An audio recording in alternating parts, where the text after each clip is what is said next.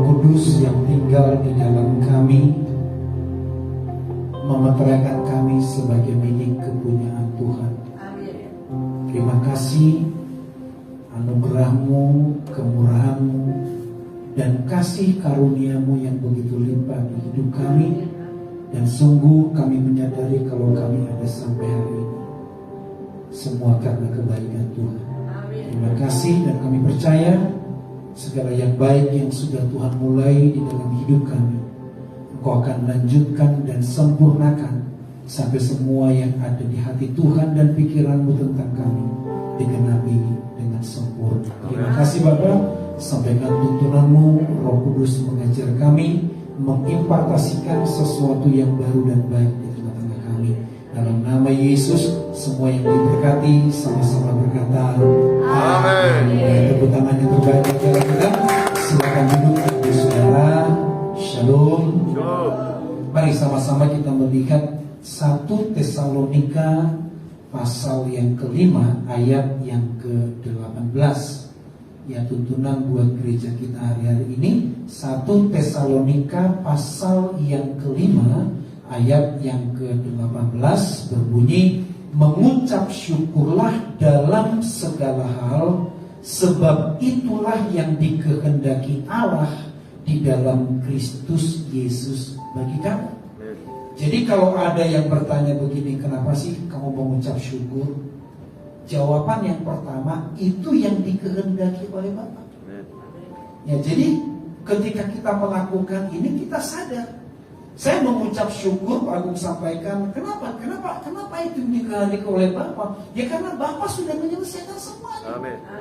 Jadi nggak ada lagi yang perlu kita jadikan alasan untuk khawatir, nggak ada lagi yang kita jadikan alasan untuk menjadi takut. Tidak ada lagi yang membuat kita punya alasan untuk menyalahkan situasi dan menyalahkan kondisi. Yang Tuhan mau, yang Bapa mau dari kita adalah mengucap syukur dalam segala hal. Itu yang Dia kehendaki, karena memang segala hal Dia sudah selesaikan. Amin. Amin. Amin. Saudara, dan kalau kita lihat, ada yang bertanya begini, kenapa sih Yesus itu harus 3,5 tahun melayani di bumi sejak Dia menerima baptisan oleh Yohanes Pembaptis, kemudian dibawa oleh Roh Kudus ke padang gurun 40 hari 2 puasa, dan kemudian melakukan pelayanan dan mujizat yang pertama mengubah air menjadi anggur di pernikahan Kana. Ada yang bertanya begini, kalau tujuan Tuhan itu untuk menyelamatkan dan mati di kayu salib, kenapa sih nggak langsung aja setelah Dia dibaptis di penuh Roh Kudus kemudian langsung aja naik ke kayu salib dan lakukan semuanya? Saya bilang begini, Yohanes 3 ayat 16 berkata, karena begitu besar kasih Allah, dan kasih itu harus didisplay, supaya kita bisa belajar apa aja sih wujud kasih itu, dalam hal apa aja kasih itu bekerja, dalam aspek apa saja kasih itu mengerjakan perkara-perkara besar. Contoh misalnya Pak Andreas membeli judul, usahanya adalah grosir alat-alat aksesoris handphone, ya, namanya Andreas Collection misalnya gitu ya. Ketika ditanya, Pak Andreas usaha apa? Saya bisnis, saya grosir, saya usaha, saya dagang aksesoris mobil, aksesoris handphone. Maka untuk memperlihatkan apa saja sih yang dimiliki Pak Andreas, dia buka toko, dia display semuanya, dari mulai charger yang terbalik sama yang lurus, semua ada di situ. Casing handphone ada di situ. Segala sesuatu yang bersifat casing apa aksesoris handphone itu akan didisplay sebagai bukti bahwa Pak Andreas ini bisnisnya adalah aksesoris handphone. Sama firman Tuhan berkata begini, begitu besarnya kasih Bapa akan dunia ini, dan Yesus mendisplay dalam apa? Pengampunan, kesembuhan, keselamatan, mujizat, tidak khawatir, penyediaan, dan segala-galanya. Tuhan display 3,5 tahun itu nggak ada aspek hidup manusia itu yang nggak didisplay oleh Tuhan. Semua kebutuhannya, tubuh, jiwa, roh. Masalah tubuh, Pak, aku udah sampaikan kemarin, butuh makan 5.000 orang, cuma ada 5 roti dan 2 ikan. Yesus tunjukin Bapa sediakan. Ya. Dalam cerita lain 4.000 juga laki-laki dikasih makan. Tuhan tunjukkan. Jadi urusan makan memakan, RT, RW, lurah, camat segala macam itu saudara. Tuhan mau mengucap syukur dalam segala. Kenapa? Urusan jasmanimu terdisplay. Amin. Dalam segala keterbatasan Tuhan mampu mengerjakan mujizat. Amin. Jadi ketika kita tahu firman ini, dalam segala keadaan kita mengucap syukur ya, nggak perlu khawatir. 5.000 laki-laki, 5 roti 2 ikan Tuhan sanggup. Amin. Yang kedua, urusan sakit penyakit, jenis penyakit apa yang tadi diselesaikan? Ya, yang lumpuh, itu dalam berbagai bentuk, yang tidak melihat dengan berbagai macam cara. Secara jasmani, ada bilang gini, Yesus kan cuma urusan perkara-perkara sakit berat. Enggak, ibu mertua Simon itu flu. Nggak tahu itu flu apa omikron, apa sinetron, apa beliau. Jadi Yesus mau tunjukin ini loh kasih Bapa dalam perkara kecil, yang flu aja diperhitungkan, yang lumpuh, yang buta, semua jenis penyakit didisplay oleh Tuhan, memperlihatkan begitu besarnya kasih Bapa. Sehingga ketika kita merenungkan firman ini, mengucap syukur dalam segala hal, Yesus bicara di kayu salib, semuanya sudah apa yang selesai. Besarnya kasih Bapa itu udah didisplay. Apalagi bicara soal hukum, berkali-kali Yesus berkata, hukum Taurat itu sudah selesai. Akulah Tuhan atas hukum Taurat. Oke, penyakit jasmani diselesaikan. Urusan rohani, jiwa. Anda tahu kan? Perempuan Sirofenisia, anaknya dirasuki apa? Setan. Itu penyakit apa? Jiwa. Selesai nggak? Selesai. Dan yang lebih radikal, Gerasa. Tahu peristiwa Gerasa? Ada orang gila, gilanya udah level dewa, karena udah nggak berpakaian dan berkeliling putar-putar kerjanya di kuburan. Nah, ketika kita mengerti ini, ketika saya merenungkan itu, iya ya, nggak ada lagi alasan buat saudara berpikir nggak berharga. Lah kalau orang gila yang seperti itu aja dikasihi Tuhan, saya nanya, siapa yang pernah gila seperti itu di sini? Ada? Tidak. Rasanya nggak ada. Orang gila itu mana loh? Tinggal di kuburan, sudah tidak berpakaian. Tapi ketika kita merenungkan ini, kita bisa berkata, iya ya, saya berharga, saya mulia, saya dikasihi. Nah, kalau yang seperti itu aja, yang menurut semua orang sudah tidak berharga, dikasihi oleh Tuhan, maka kita mengucap syukur. Kalau cuma rambut hilang 2, bersyukurlah. Saya hilang banyak kan, bersyukur. Amin. Nah, jadi kenapa sih itu yang Tuhan inginkan? Karena 3,5 tahun sudah selesai. Jenis penyakit secara jasmani selesai, penyakit secara jiwa. Jadi pada waktu kita merenungkan, iya ya, kalau orang gila yang seperti itu aja Tuhan kasihi. Betul, saya berharga, saya mulia, saya dikasihi Tuhan, dan saya mengucap syukur. Amin. Kemudian setelah lihat bicara pengampunan. Jadi kalau ada orang merasa dosanya paling parah, nggak terampuni, saya mau nanya, siapa di sini yang dosanya lebih parah daripada perempuan yang memurapi Yesus? Orang berkata, kalau betul itu Yesus ini Nabi, pasti dia tahu ini perempuan paling berdosa. Nah, kalau yang model seperti ini aja memperoleh pengampunan, dilayakkan melayani, diberi kehormatan, kenapa kita nggak percaya kita dikasihi oleh Tuhan? Jadi ada banyak orang yang merasa, ayo ke gereja, saya nggak layak ke gereja. Saya mau nanya, apakah dosamu, pelanggaranmu lebih parah daripada wanita ini? Atau kisah yang di Samaria? Tuh, kan disebutnya. Dan diungkap semuanya. Yang ketiga, yang mati di sebelah kiri Yesus salibkan. Saya mau nanya, itu kan penjahat yang memang layak menerima hukuman mati. Nah, kalau yang seperti itu jahatnya aja tetap mendapat kasih karunia, kita mengucap syukur. Amin. Kenapa? Kasih karunia Allah more than enough. Amin. Buat saya. Amin. Jadi saudara dan saya bisa menjalani hidup dengan penuh ucapan syukur. Kita bisa menjalani keadaan dengan penuh ucapan syukur, bukan karena kita baik. Kita bersyukur karena kita punya Bapa yang baik. Amin. Dan semua jenis kebaikannya didisplay, tubuh, jiwa, dan roh. Amin. Amin. Pak Agus sampaikan kemarin, kematian Lazarus itu bicara soal roh 4 hari benar-benar mati. Bagi Allah tidak ada yang mustahil. Amin. Katakan amin. Amin. Jadi kenapa kita mengucap syukur? Firman Tuhan berkata, itu yang dikehendaki oleh Allah. Loh kenapa itu yang dikehendaki Allah? Loh karena memang Allah menyelesaikan semuanya. Kok contoh Pak Andreas waktu punya anak masih kecil sekolah SD kelas 1 kelas 2. Apa sih yang diinginkan orang tua? Pulang sekolah makan. Kenapa? Bapaknya udah sediain, ibunya udah sediain, orang tuanya udah sediain. Yang dikehendaki oleh Pak Andreas dan ibu pada waktu anak pulang sekolah, ganti baju, datang ke meja makan, nikmati semua yang sudah disediakan. Kebayangkan kalau tiba-tiba sudah disediakan semua full meja, dan mulai masakan Turki sampai masakan Eropa, tiba-tiba anaknya ngeluh, nih kok makanannya begini? Dipetok itu pakai kemoceng. Kenapa? Bukan itu yang dikehendaki orang tua.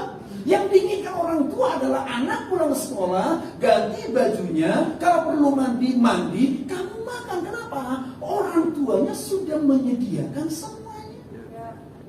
Sama. Gak ada lagi yang perlu kita khawatirkan. 3,5 tahun, Yesus display semuanya.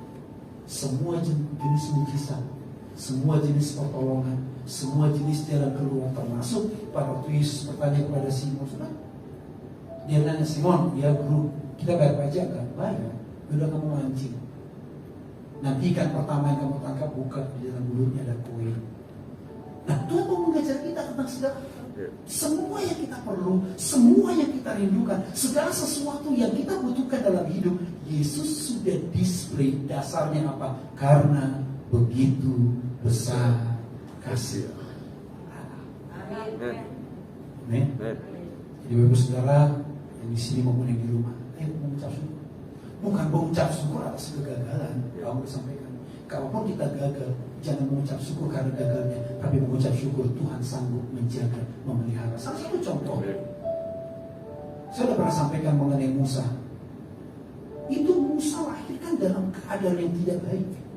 Karena waktu itu Raja Fir'aun mengultimatum, kalau ada perempuan Ibrani melahirkan anak perempuan, biarkan dia hidup.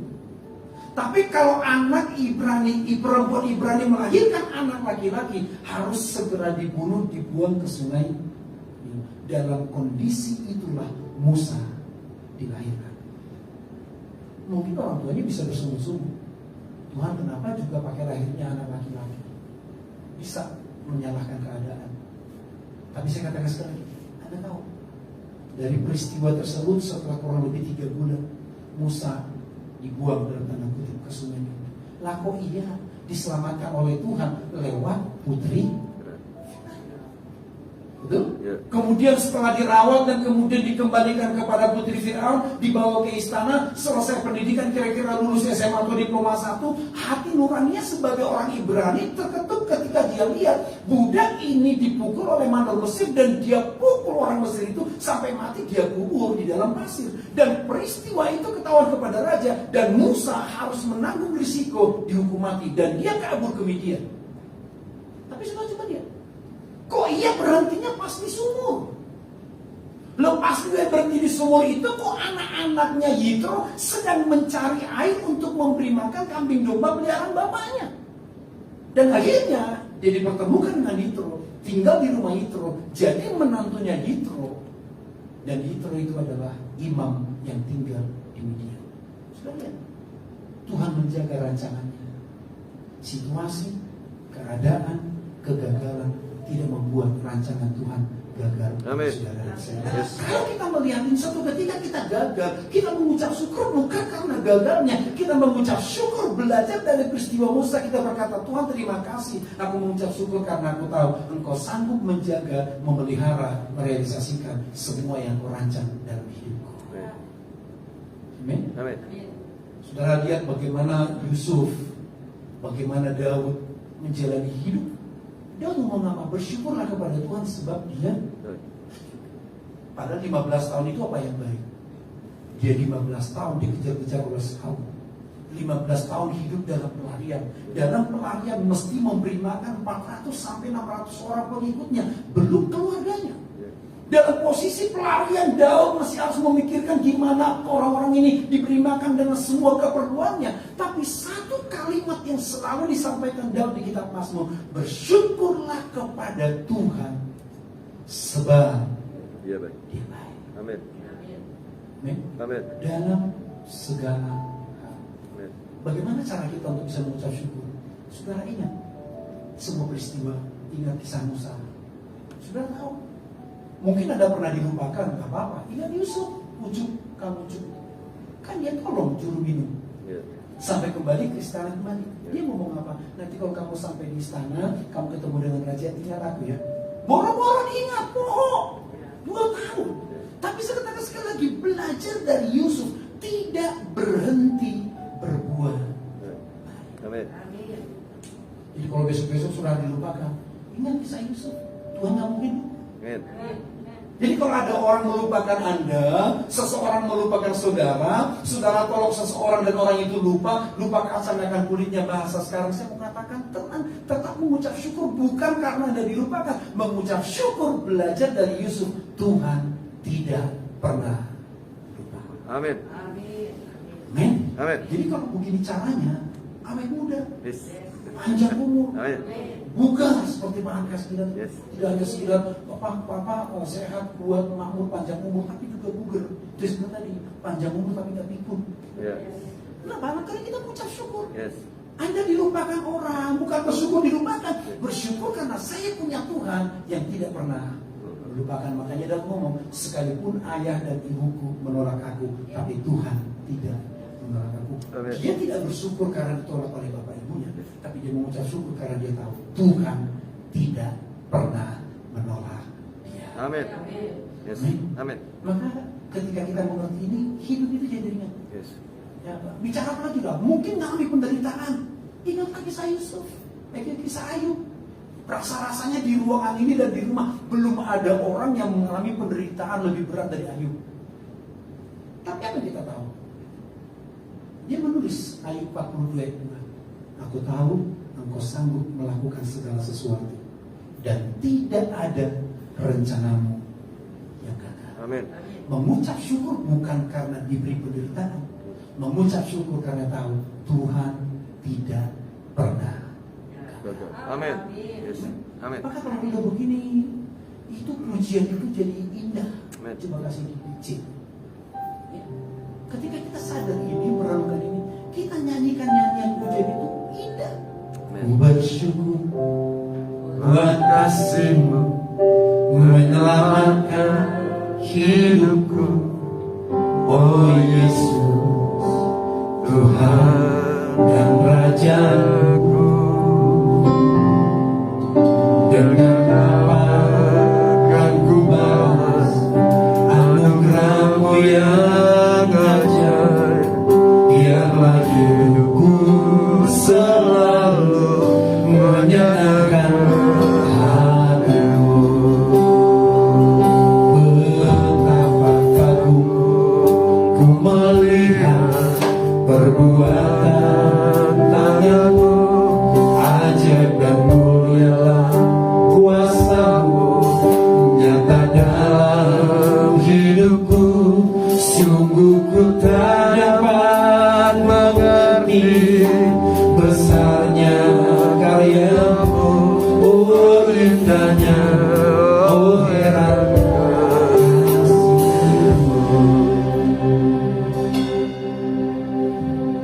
Kita ingat kisah Musa dan kita memperoleh iman dari peristiwa itu. Nyanyinya beda. Pasti beda. Amin. Saudara ingat kisahnya Yusuf. Dari mulai dia dibuang jadi budak di Mesir, baru naik karir di fitnah masuk penjara.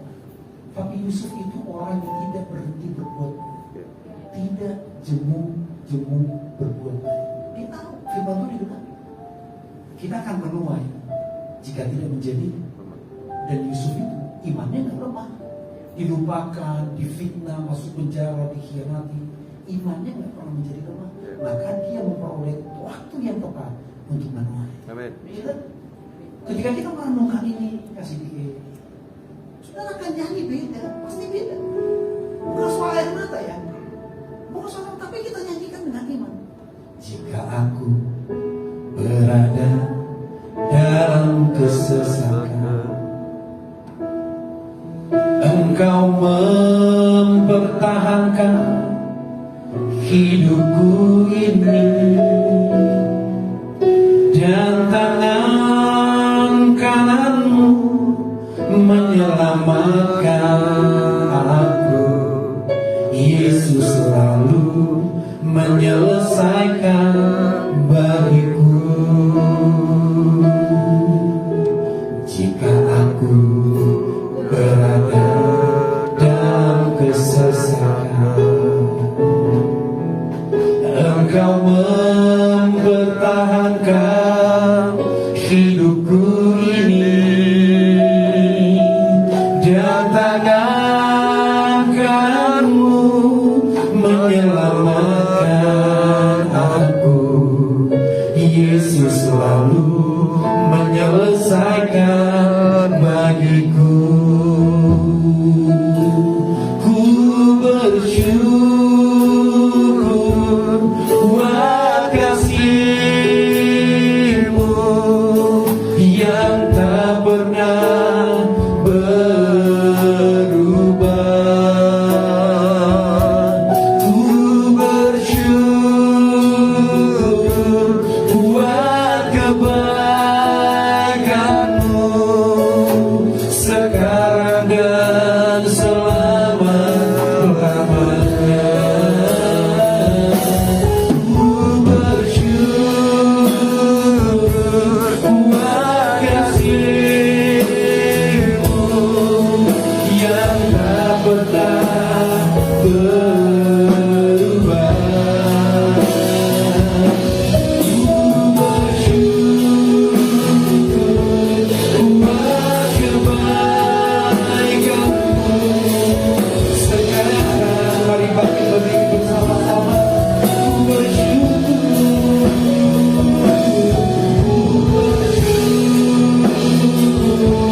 buat kasih-Mu yang tak pernah.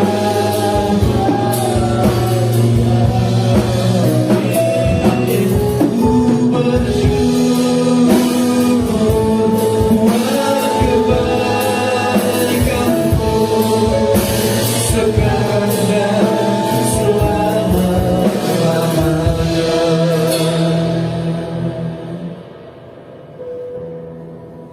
Kami akan terus mengucap syukur di dalam setiap keadaan, dalam setiap situasi.